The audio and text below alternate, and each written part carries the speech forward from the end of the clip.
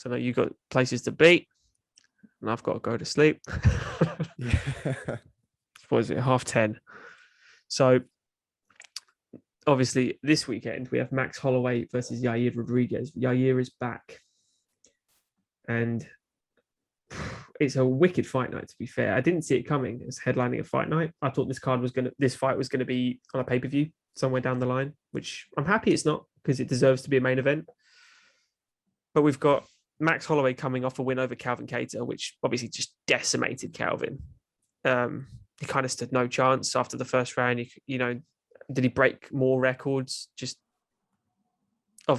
significant strikes? I don't know how the UFC calculates significant strikes because something significant to me is game changing, whereas they can land like 500 in a fight. I'm like, is it that significant? But that's another thing. But before that, obviously, 2 losses to Alexander Volkanovski. One of them I completely disagree with, being the second one, the split decision loss.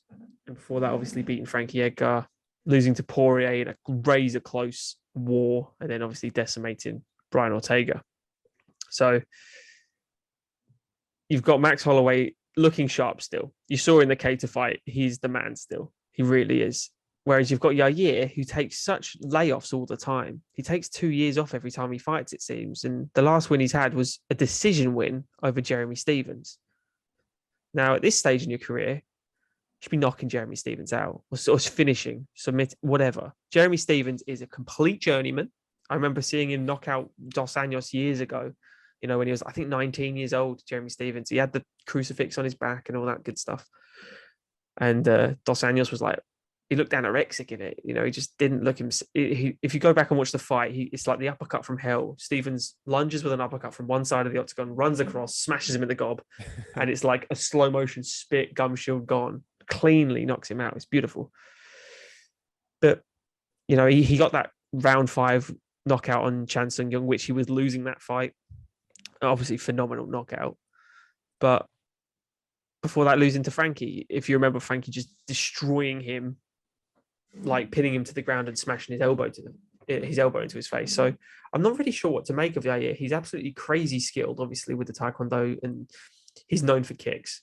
That's the distance creator for him, which is new to Max Holloway. Max Holloway, as far as I'm aware, has not fought someone that with the kicking power, the kicking technique of a Yair. So it's going to be a new challenge for Max. But I'd like to get your thoughts on how Max kind of goes about this one, because he's going to have to approach it slightly different to how he approaches Volkanovski, who's just obviously raw power, pitbull, kind of Michael Chandler style, but a bit lower down. And, Brian, who obviously wants to snatch your neck and uses jiu-jitsu, but also falling in love with boxing. So, right. This is a tricky matchup. And I think another way to put it is it's a dangerous matchup. And the odds makers are seeing this completely one-sided. Like you're getting Max Holloway, like I think he's like -400 or 500 right now, which is and rightfully so, in my opinion. For sure. Like like you're saying, Max Holloway, the greatest of all time at this weight class. Debatably, you think it's Jose Aldo, but I'm one of those. he's been there. He's fought everyone. He's done that. Like he's the dude to beat. Like he's still. I mean, Volkanovski's the best right now, but he's number 2 for sure. And Yair, like you're saying, like he takes a lot of time off. He's had some weird.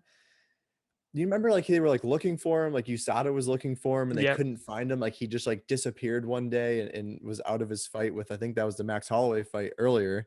Refused to fight someone. Did Zabit got kicked from the UFC like 2 times. And then got brought back. They cut him, didn't they? And then he was like, no, I'll fight him. And then they brought him back. And super weird dude.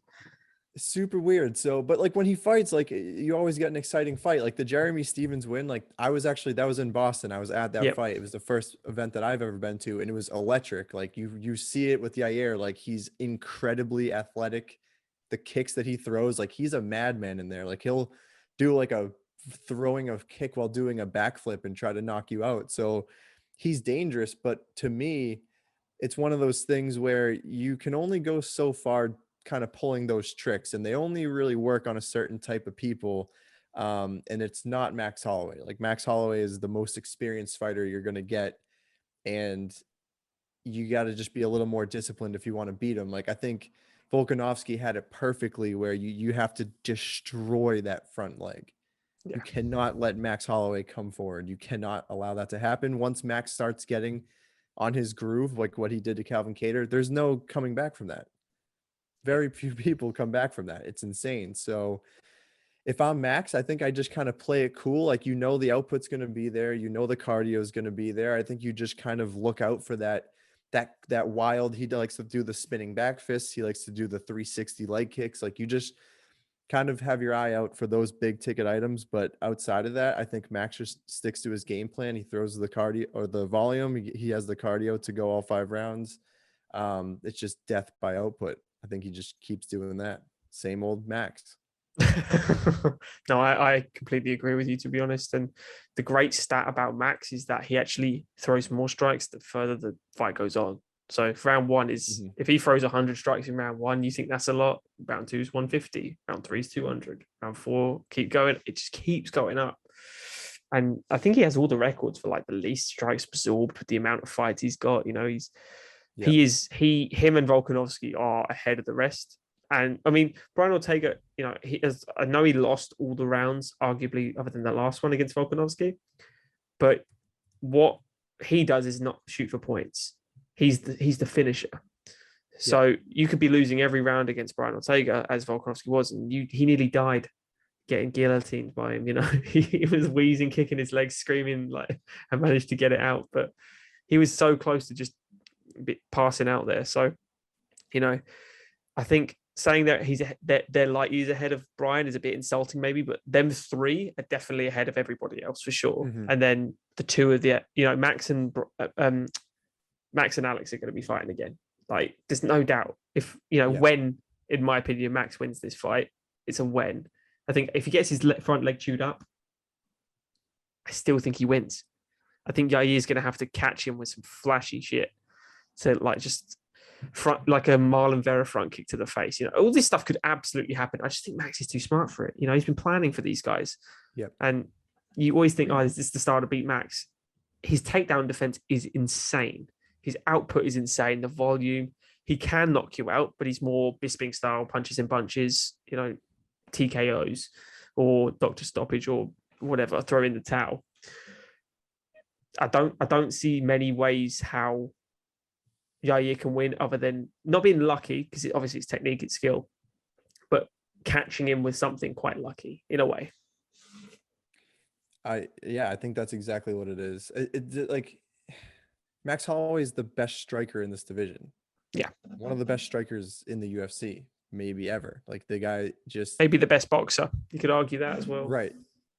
It's insane. So if Yair, he's not going to really go to the ground. I don't think we're going to see that from him. That's not really his style either. Like, he's a stand-up striker as well. So if it's going to be striker versus striker, you're obviously taking Max Holloway. Not even close. Yeah.